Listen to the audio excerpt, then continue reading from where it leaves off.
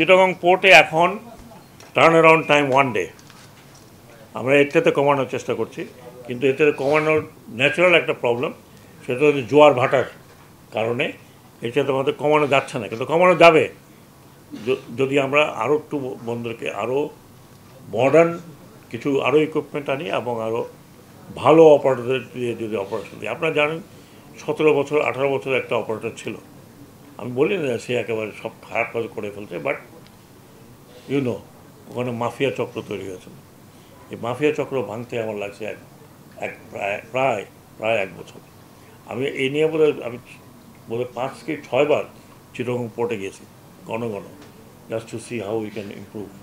এবং চিটাগং পোর্টের চেয়ারম্যানকে আমি ধন্যবাদ জানাই, যেভাবে বলেছি তার সেভাবে কাজ করেছে। এখন এনবিআর নতুন চেয়ারম্যান আসছে, তড়িৎ কিছু গতি ধরেছে, কাস্টমসের কিছু গতি ধরেছে।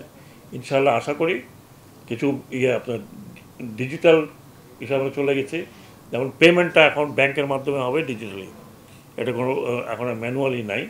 আমরা গেটগুলোকে টিকিটিং হচ্ছে অটোমেটিক ডিজিটাল, এবং ভবিষ্যতে আমরা এনবিআর নয়, পোর্ট কিনবে আপনার স্ক্যানিং মেশিন, এটা অলরেডি সিদ্ধান্ত হয়ে গেছে, এবং port will operate scanning machine. তারা ফিসটা নেবে, এনবিআর কোনো এখানে কিছু নেই। এনবিআর বলছে আমাদের কোনো আপত্তি নেই, আপনারা কেনেন।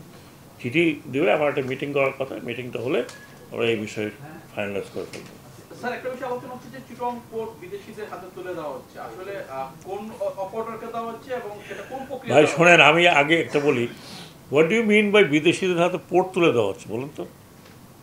আপনার মানে এটা কি, আপনি কি বুঝলেন?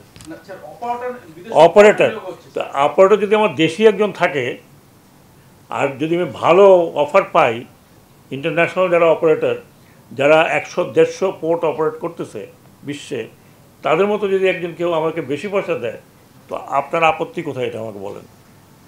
আপত্তির জায়গাটা কোথায়?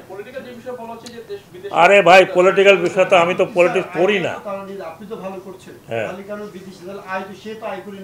কে সেও আয় করবে, আমাকেও দিবে, আমাকে না দিয়ে তো যেতে হবে।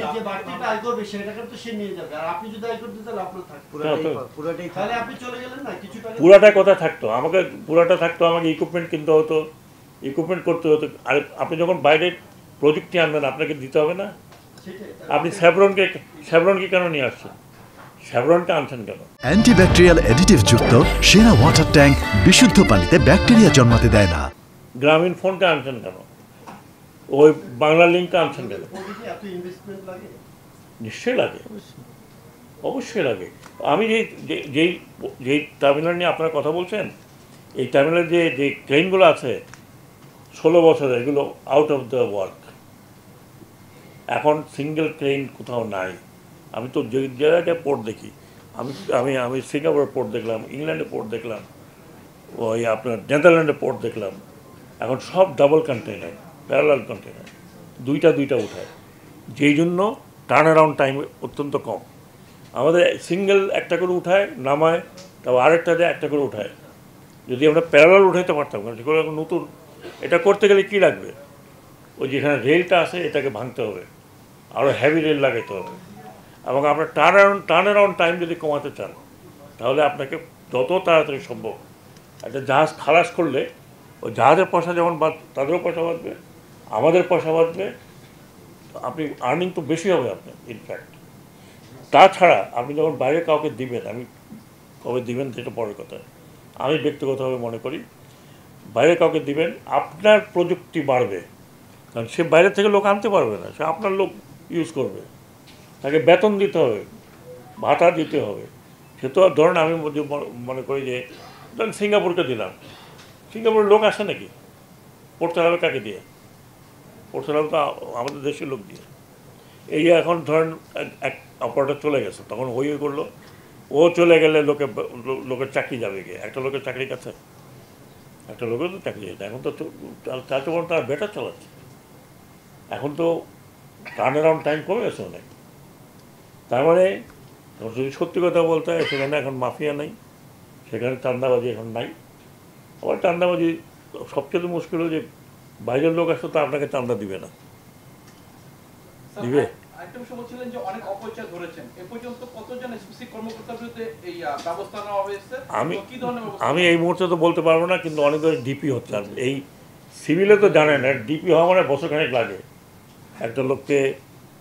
আরও আপনি শুনবেন, আরও পাইপলাইনে আছে, আমি তো এখনো যাই নাই, আমি তো আছি এখনো। তো আজকে আমি বললাম যে দোয়া করেন আমি যাতে এখান থেকে চলে যাই, একটু আরামে থাকবেন আপনারা। I will not leave anybody. অনেকের বিরুদ্ধে হ্যাঁ, আপনি কোনো থ্রেট পাচ্ছেন, মানে চলে যাওয়ার জন্য কোনো থ্রেট পাচ্ছেন? না না, জলদি তো যেতে হবে রে ভাই। আর কয় মাস? জানুয়ারিতেই আমাদের থেকে এমনি গুটাইতে হবে। ফেব্রুয়ারিতে বাড়ি যাব, মহানন্দ। টক শোতে যাব, তখন আপনাদের সাথে বসবো, গল্প করবো। আমার তো জায়গা আছে একটা, দেখি নতুন করে তৈরি করতে হবে না।